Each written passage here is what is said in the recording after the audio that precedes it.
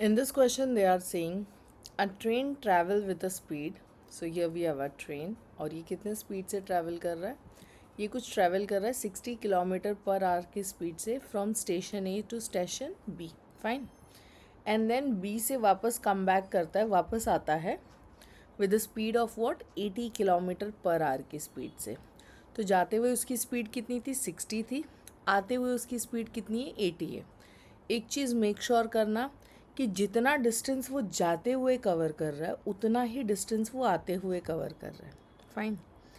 अभी उसने तुमसे बोला है फाइंड करने के लिए सर्टेन चीज़ें. एक तो वो तुमसे एवरेज स्पीड बोल रहा है और दूसरा एवरेज वेलोसिटी बोल रहा है. डू यू नो दैट कि जो स्पीड है, ओके, अगर मैं स्पीड का फॉर्मूला देखती हूँ तो वो क्या होता है? Distance upon time. Understanding? Distance upon what? Time.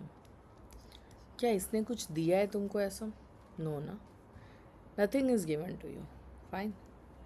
सो ऐसे केसेस में it is like very, you will find that कि now it is very difficult, हम नहीं डिटरमाइन कर सकते या ऐसा कुछ. अंडरस्टैंडिंग? क्या पूछा है उसने तुमसे? एवरेज स्पीड पूछा है. और स्पीड का फॉर्मूला क्या हो जाएगा? एवरेज है तो total distance upon total time हो जाएगा. बट येस, डिस्टेंस भी रहेगा एंड टाइम. तो अगर तुम इधर एवरेज ले लोगे तो total distance upon total time हो जाएगा. फाइन. तो तुमको डिस्टेंस चाहिए, डिस्टेंस नहीं गिवन है.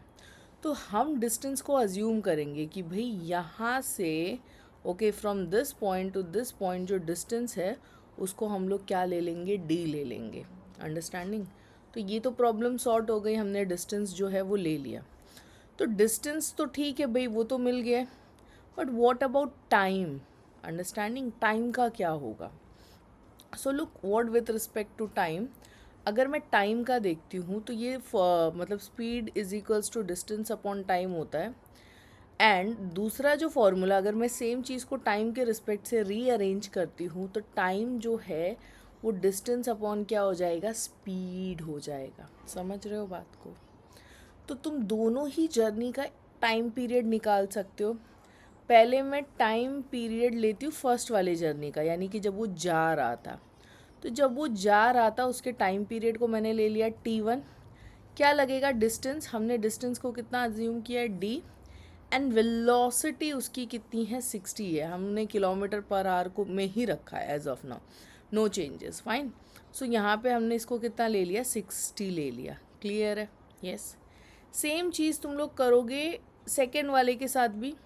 अभी तुम क्या लोगे? टाइम 2. फाइन. ये भी डिस्टेंस अपॉन स्पीड होगा तो distance as it is. Speed भी इसका कितना है? 80 है. Understood how to go with it? चलो अब सॉल्व करते हैं.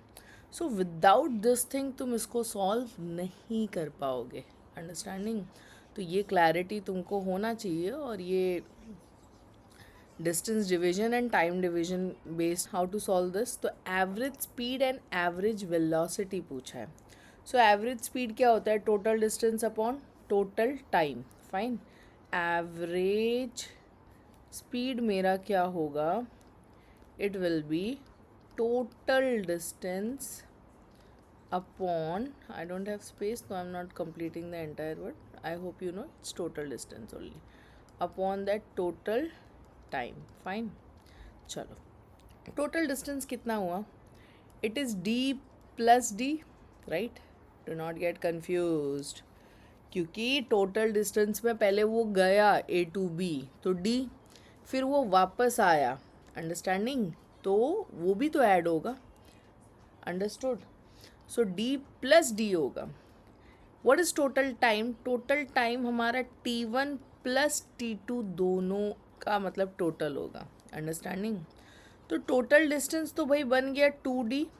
Fine. What about total time? इधर आएगा D/60 और इधर आएगा D/80. अंडरस्टूड? अब इसको थोड़ा सिंप्लीफाई करते चलो, देखते 2D as it is.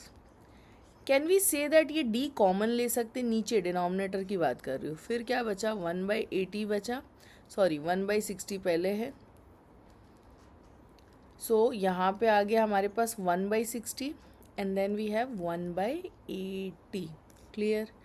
What you can do is D D cancel हो गया, उसकी तो तुम्हारे पास वैल्यू ही नहीं थी. विदाउट डिस्टेंस को एलिमिनेट किए तुम इसको सॉल्व भी नहीं कर पाओगे, बिकॉज यू सी हमको मिनिमम 3 वैल्यूज़ चाहिए होता है, 3 वैल्यूज़ तो यहाँ पे थे ही नहीं, तो हम कैसे सॉल्व करेंगे, तो ऐसे सॉल्व होगा।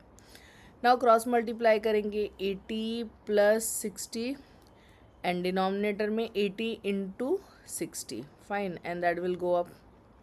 I hope you know this. So 80 plus 60 कितना हो गया 140, एंड दिस 8 6 48 फॉलोवेड बाई 20, ये इसका दिस थिंग इसका 4800 हो जाएगा, जिसको डिनोमिनेटर का डिनोमिनेटर है तो ये न्यूमरेटर में जाएगा। क्लियर, ये cancel. Further see what you can eliminate, ये 1 यहाँ पे हमारे पास कुछ आ गया 7 एंड सो ऑन। ओके, सो हमको 480 को किससे डिवाइड करना है, 7 से डिवाइड करना है। So what I have is 480 को किससे डिवाइड कर रही हूँ मैं, 7 से, तो ये मुझे कुछ देगा 68.57 एवरेज स्पीड था। एंड सिंस वैसे तो यूनिट है metre per second, understood, but तुम किलोमीटर पर आवर में डील कर रहे थे, तो you will be writing that only kilometre per hour. So I will be writing here, मैं इधर लिखती हूँ कि जो एवरेज स्पीड है is 68.57 kilometre per hour. Understood how to go with it, yes. Now what next, average velocity पूछा है। कुछ लोग तो खुश हो रहे होंगे कि भाई एवरेज वेलोसिटी पूछा है, राइट। सो यस, जिन्होंने अपना दिमाग लगा लिया है, very good, you are correct. Average velocity पूछा है तो ये total displacement, okay, not distance, है, it is a displacement upon total time होता है। अब तुमको पता है ना बच्चा डिस्प्लेसमेंट क्या है, जिस पॉइंट से तुमने शुरू किया एंड जिस पॉइंट पे तुमने ख़त्म किया, उस दोनों पॉइंट के बीच में कितना डिफरेंस है। ओके, तो वो शुरू किधर से कर रहा है, वो ए से शुरू कर रहा है और फिर किधर जा रहा है, बी को जा रहा है, एंड वापस बी से किधर आ रहा है, ए पे आ रहा है। अंडरस्टैंडिंग, तो ए उसका इनिशियल पोजीशन भी है एज वेल फाइनल पोजीशन भी है, यानी कि जिस पॉइंट से वो शुरू कर रहा है उसी पॉइंट पे वो ख़त्म कर रहा है, यानी कि उसका डिस्प्लेसमेंट क्या है, ज़ीरो है। तो अगर डिस्प्लेसमेंट ही ज़ीरो है तो वेलोसिटी ऑटोमेटिकली क्या हो जाएगा, ज़ीरो हो जाएगा। डिस्प्लेसमेंट इज ज़ीरो, दस velocity is also zero. Understood, clear है, yes. So in the second one you'll be getting it like 0. So displacement is 0, thus the velocity will be also a 0. I hope the solution was clear to you all. So yeah, if in case you have any doubt, so you may reach to us. So you can write the final answer, displacement is 0, thus velocity is 0. Yeah, highlight your answer. Thank you.